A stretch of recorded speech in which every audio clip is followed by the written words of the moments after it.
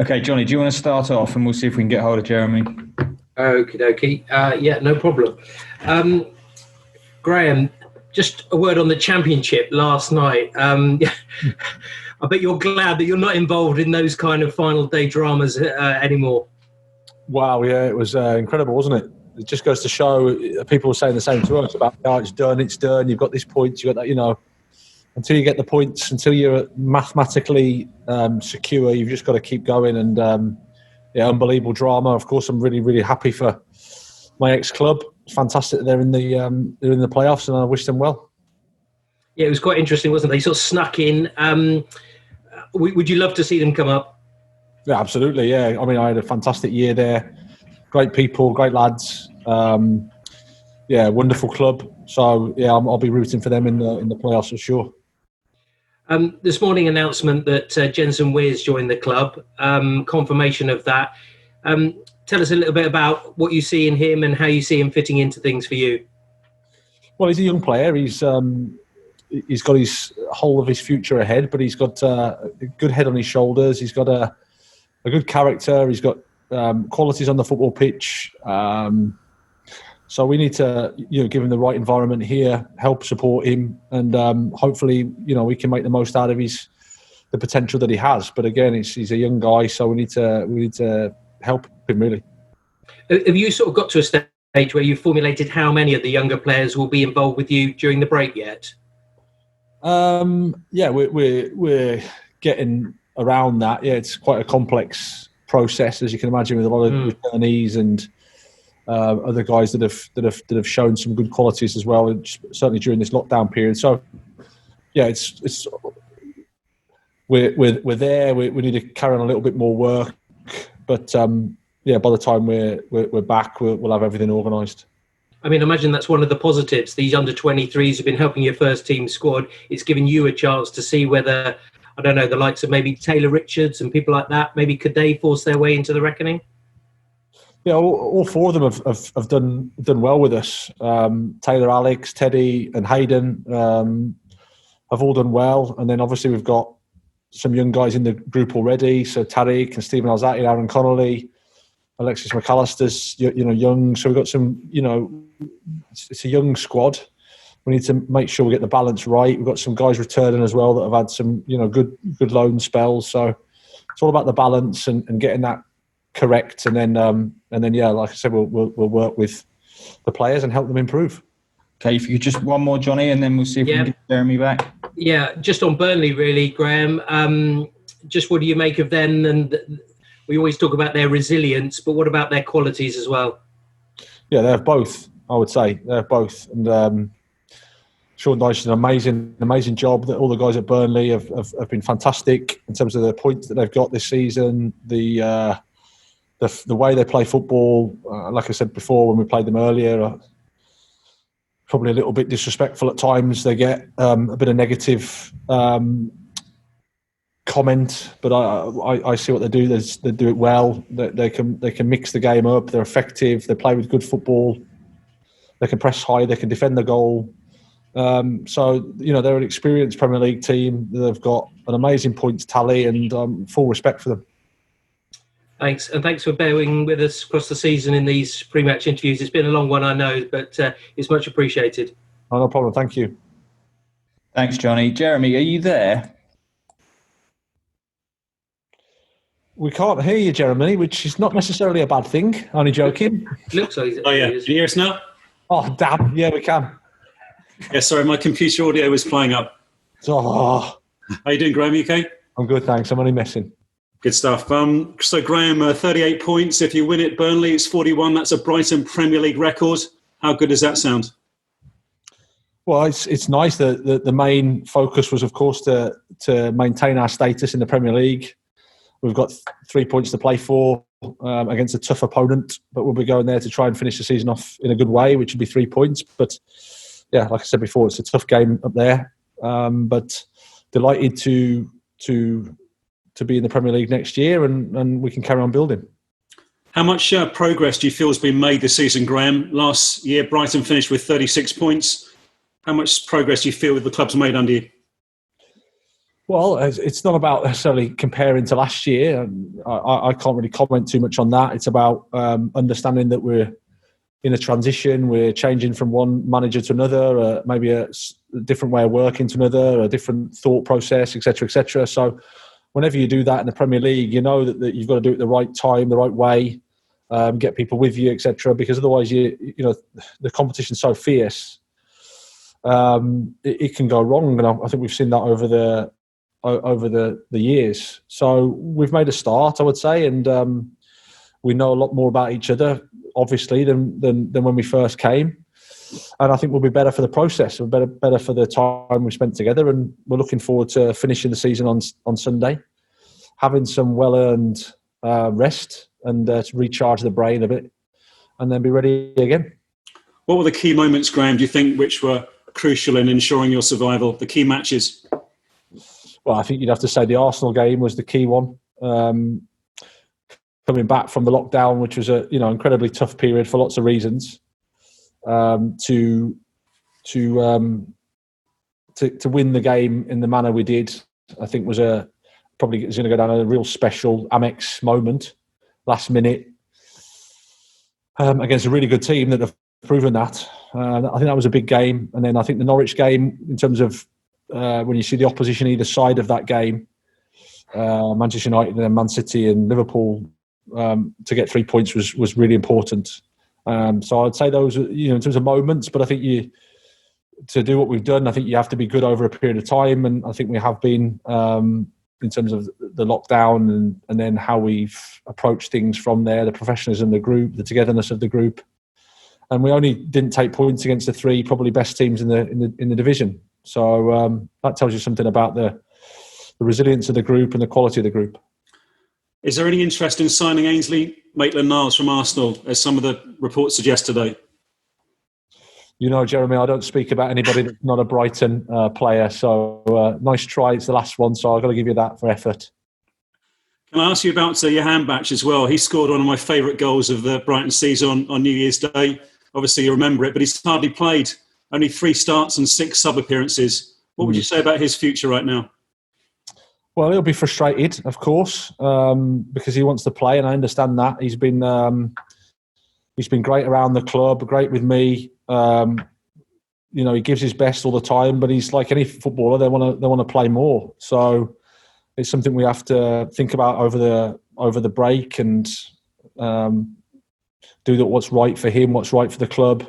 But he's a good player, and he can help us. But again, you also have to understand it from his perspective that he wants to play football more regularly than he has. Thanks so much, Graham, and all the best. And nice to speak to you this season. Cheers, and you. Take care. Okay, Andy, do you want to carry on? Hi, Graham. Good afternoon. How are you doing? Good, thanks. Excellent. Just to dive in, I know you've talked about the key moments of the season, but so much was made after the restart about the difficult fixtures that Brighton had. What do you think has been key to this squad in terms of their mental characteristics, in terms of their physical characteristics, that has allowed you to pull yourself clear of relegation? Well, I think that we handled ourselves well during the lockdown period, as a club and as a team and as a group. I think we did that well. We trained well. We always came out, spoke with the media, and communicated everything in terms of what we were doing and what our position was. Important to get that out to our supporters. So I think that was good. The players were so professional during that period of time. And then, you can speak, and on paper, fixtures look hard, but in the reality, they're all difficult. And we knew that we were going into a situation that was really unknown, a unique one, where there'd be lots of excuses, drinks breaks and 5 subs and empty stadiums. We're facing teams at home where you want to be playing in front of your own supporters. If you play Manchester United, you play Manchester City, you play Arsenal, you play Liverpool, you really need your supporters there. But we knew that we couldn't find any excuse. We couldn't use it as an excuse. We had to just adapt and get on with it as best we can. I think we've done that. And like I said, we've picked up points in every game apart from against Manchester United, Manchester City, and Liverpool. So credit to the players for that. Great resilience, great togetherness. and quality when we've needed it. You talk about the adjustment there for the team after the restart, but what about yourself when you started out as Brighton manager, just reflecting back on that? How big a step was it for you? And, how quickly did you have to adjust to the demands of the Premier League in an entirely different position for you? Yeah, I mean, it's probably been a 2-year period where you come in from another country. I was at home in another country, lived there for 7 years. Arrive into the UK at Swansea, and you're there for a year, and then sort of move again. I've got a family, and you're trying to resettle everything from a family perspective. When I moved here, both my parents are alive; they're not anymore. And then you're adapting to a new club, a new league, the intensity, a constant comparison to last year. So, from a psychological perspective, it's a huge challenge. To maintain focus on the job, to maintain your own perspective, because it's the process of the game of football. The media like to push those buttons, and that's the reality of the job.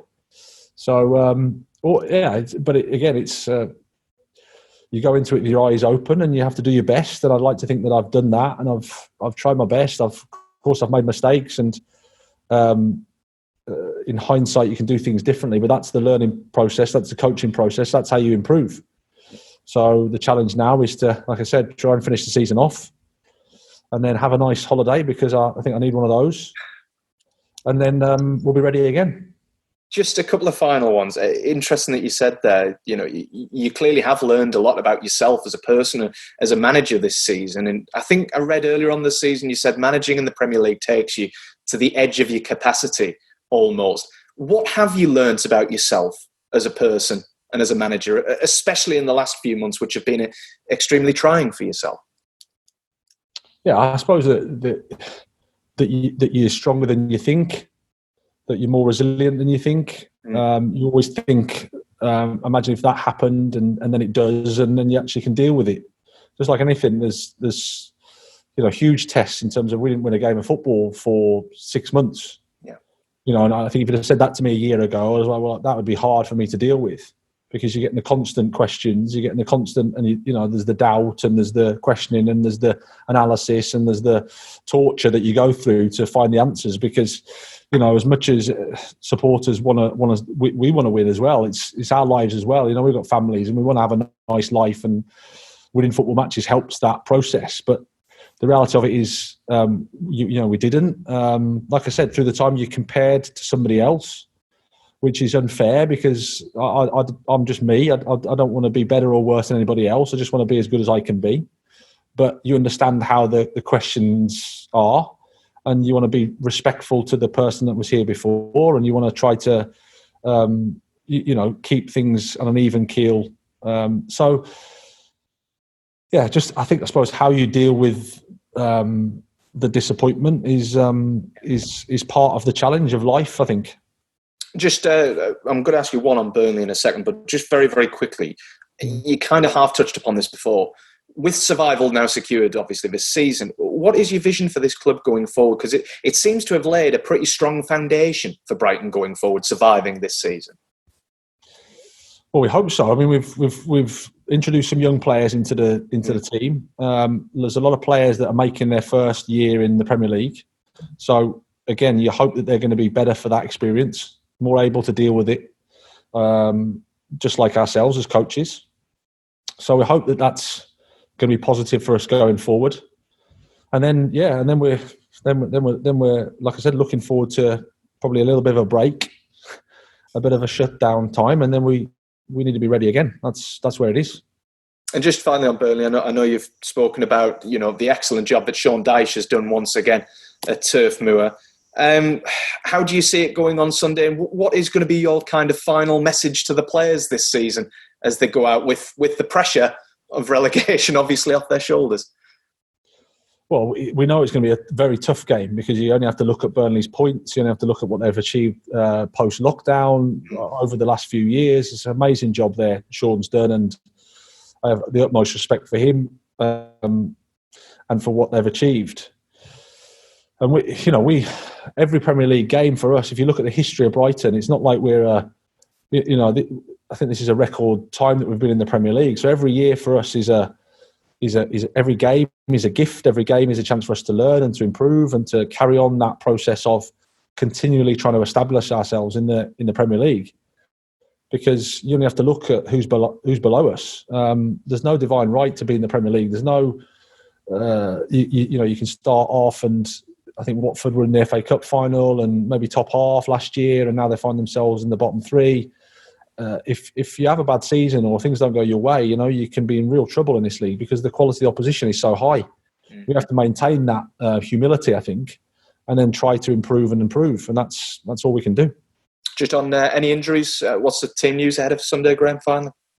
No, we've got everybody training that was there. Everybody's we had full group today, so we're expecting pretty much the same squad from the last match. Fantastic, Graham. Best of luck on Sunday. Well done for the season, and enjoy your well-earned break, I think, after Sunday. Cheers. Thanks, Graham.